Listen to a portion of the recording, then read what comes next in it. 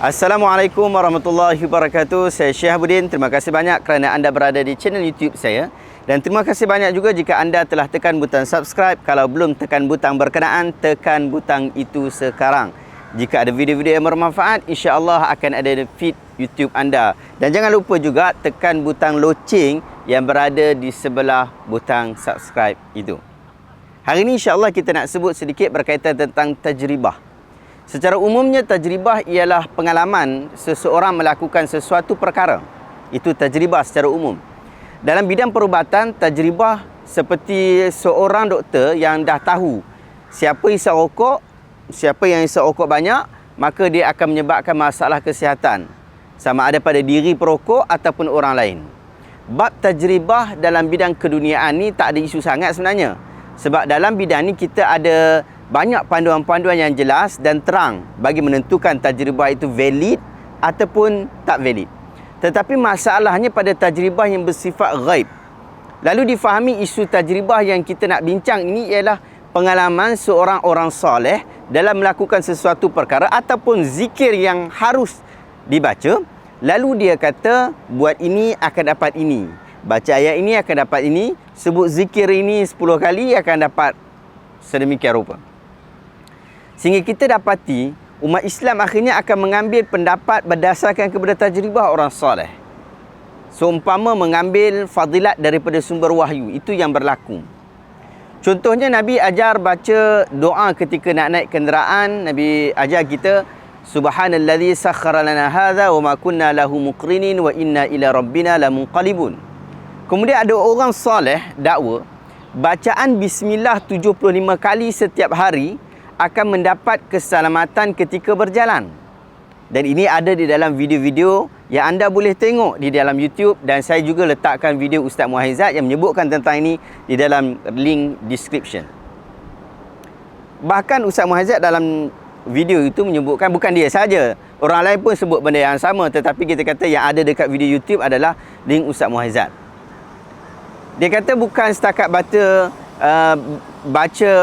baca bismillah dengan beberapa kali itu, tapi ada pantang larang. Jangan baca ketika naik kenderaan. Kalau baca juga, orang tak nampak kita dan akan berlaku kemalangan. Kelebihan ini sebenarnya milik siapa? Kelebihan melakukan sesuatu, fadilat-fadilat ni sebenarnya milik siapa? Sedangkan kita sering baca di dalam zikir selepas salat, kita baca walahun ni'mah walahul fadl walahus sana'ul hasan. Milik Allah lah segala nikmat. Milik Allah lah segala fadilat, segala kelebihan. Milik dia jugalah segala puji-pujian yang sangat baik. Hadis ini riwayat Muslim. Dalam surah Al-Baqarah ayat 105 Allah Ta'ala sebut Dzul Fadlil Azim. Dalam ayat ni Allah menyatakan bahawa bab fadilat itu adalah bab kelebihan itu ialah milik Allah. Itu tanda kemuliaan Allah yang ada khusus padanya. Para Nabi pun tak tahu tentang kelebihan-kelebihan melakukan sesuatu perkara ataupun kelebihan ini dan itu, melainkan Allah Ta'ala yang memberitahu tentangnya. Tiba-tiba kita dakwa, kita tahu tentang kelebihan itu. Bahkan kita sudah yakin sangat dengan kelebihan-kelebihan tajribah yang dialami itu.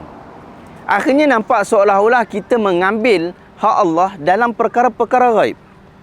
Sedangkan amalan yang sama, sekalipun berulang-ulang, berkemungkinan adalah takdir Allah disebabkan perkara yang kita tak perasan.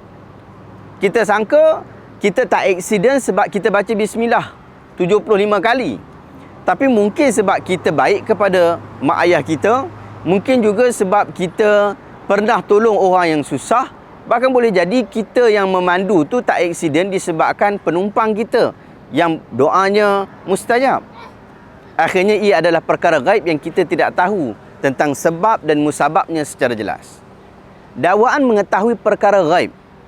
Apa yang saya belajar dan daripada para guru-guru kita ialah mengambil kelebihan beramal daripada sumber-sumber yang sahih dengan panduan kefahaman para alim mujtahid. Maksudnya kita ambil fadilat daripada sumber Al-Quran, ambil fadilat daripada sumber hadis. Bukan daripada tajribah orang ni, bukan daripada pengalaman orang itu yang tidak ada sandaran daripada Al-Quran dan hadis. Bayangkan kita diajar hadis dhaif ringan tidak boleh dijadikan hujah utama untuk amalan yang tiada dalam hadis sahih ataupun hasan. Itu yang kita belajar. Maksudnya hadis dhaif ringan hanya bersifat mutaba'ah, penyedap rasa dalam beramal sahaja.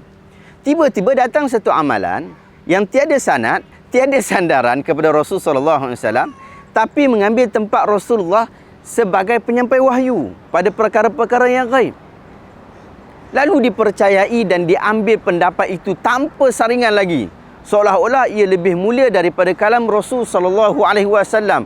Ia lebih tinggi daripada hadis yang sahih. Ia lebih tinggi daripada hadis yang hasan. Maka saya sentiasa tidak senang dengan sebarang fadilat yang dinyatakan tanpa ada sandaran daripada Al-Quran dan As-Sunnah. Saya sentiasa bertanya, apakah sumber-sumbernya? Jika ada yang berkaitan perkara yang berlaku masa depan, itu adalah rahsia Allah. Mana mungkin ustaz ataupun tok guru boleh tahu rahsia Allah sedangkan wahyu sudah terputus? Di mana kita nak buang firman-firman Allah yang menyebutkan, katakanlah bahawa makhluk yang berada di langit dan bumi tidak ada satu pun yang mengetahui perkara ghaib selain daripada Allah. Dalam surah Al-A'raf ayat 188 Allah Ta'ala rekodkan tentang kata-kata Nabi, aku tidak menguasai manfaat ataupun mudarat melainkan yang dikehendaki oleh Allah sahaja. Jika aku tahu tentang perkara ghaib, nescaya aku akan buat banyak perkara baik. Tetapi keburukan juga menyentuhku, kerana aku ini tidak lain melainkan hanya pemberi peringatan dan berita gembira kepada kaum orang yang beriman. Ini Allah Ta'ala sebut dalam surah Al-A'raf ayat 188. Apabila Nabi Muhammad SAW, manusia yang paling mulia atas muka bumi ini, pun tidak mengetahui tentang perkara ghaib, bagaimana tok guru kita boleh tahu tentang perkara ghaib? Adakah tok guru kita lebih tinggi daripada martabatnya daripada Nabi SAW? Nabi tak tahu tentang kebenaran adakah isteri baginda berzina dengan Safwan ibn Mu'attal ataupun tidak, sehingga Allah Ta'ala menjelaskan di dalam surah An-Nur. Adakah kita mendakwa bahawa kita lebih tahu daripada Nabi? Nabi tak tahu tentang muslihat jahat orang Bani Nadir yang cuba membunuhnya, tetapi kemudian Allah Ta'ala memberitahu kepadanya. Adakah kita nak dakwa bahawa Nabi tidaklah lebih tahu daripada kita? Nabi sendiri tak tahu, bagaimana tok guru kita lebih tahu? Lagi firman Allah dalam surah Jin, alimul ghaib fala yudhiru ala ghaibihi ahada illa man irtada min rasul. Dalam surah Jin ayat 26-27 Allah Ta'ala sebut, Allah Ta'ala lah yang mengetahui perkara ghaib. Dia tidak beritahu, tak bagi tahu kepada tentang perkara itu kepada orang lain, kepada sesiapa pun, melainkan orang yang beliau redai daripada kalangan Rasul. Surah Jin 26-27. Ayat ni dah terang-terang dah sebut tentang surah Jin. Nabi dah sebut dah. Nabi hanya tukang sampai saja. Tapi itulah, ada tajribah orang kita kata, baca surah Jin 41 hari akan menyebabkan nampak jin. Akhirnya membuatkan orang takut baca surah ini. Cuba kita tengok banyak lagi video-video yang ada dalam description. Saya letakkan description berkaitan tentang takut baca surah jin. Jangan selalu baca surah jin yang disebutkan oleh Al-Fadhil Ustaz Muhaizat. Ada dalam link description. Anda boleh tengok dalam link description tu. Sudahlah, kita ni baca Al-Quran pun kurang, tadabbur pun kurang. Ustaz ajar pula jangan kerap baca surah jin. Ini akan menakutkan orang ramai daripada membacanya. Ini katanya dakwaan daripada tajribah. Ini tajribah yang batil.